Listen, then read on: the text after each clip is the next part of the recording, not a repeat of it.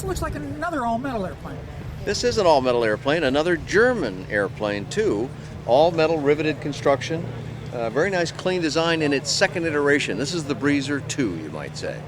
What type of control system do we have in it?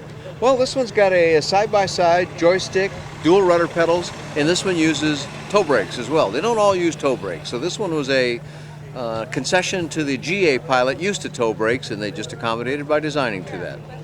Now, the interior of the airplane, it looks to be very well finished off. It almost looks like it's a conventional type of atmosphere. Yeah, this is a very ordinary, not ordinary, a very conventional looking airplane is the right word indeed, that will suit somebody who's used to a Piper, Bonanza type, low-wing enthusiast, but who wants all metal as opposed to carbon fiber or some other material that they're not familiar with. And what are we powering it with? This is also the Rotax 912 engine. Just like so many of these airplanes use the 100 horsepower variant. And what type of performance would we get with that on this airplane? This is a pretty speedy airplane too. Not quite as fast as this really sleek carbon fiber jobs. The presence of all these little rivets here does take away slightly from the performance, but this one will cruise at 110, 115 miles an hour all day long.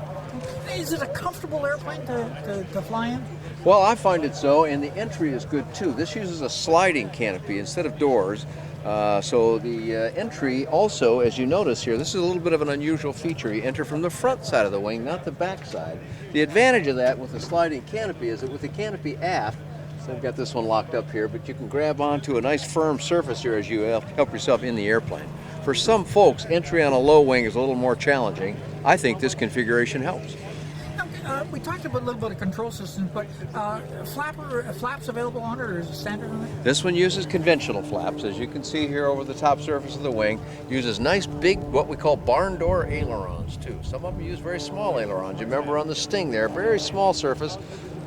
Operate in a little different manner, but this uses large surfaces and flies very nicely. A very comfortable flying airplane. Now, control-wise, again, is there a trim system on it? What type do we use? Yep, this uses a tailplane trim system. You can't see it here because the elevator's down, but right on the elevator there's a conventional trim surface. You can adjust it anywhere you like. Mechanical adjustment. And ground handling? Ground handling is also good. Full nose wheel steering on this airplane.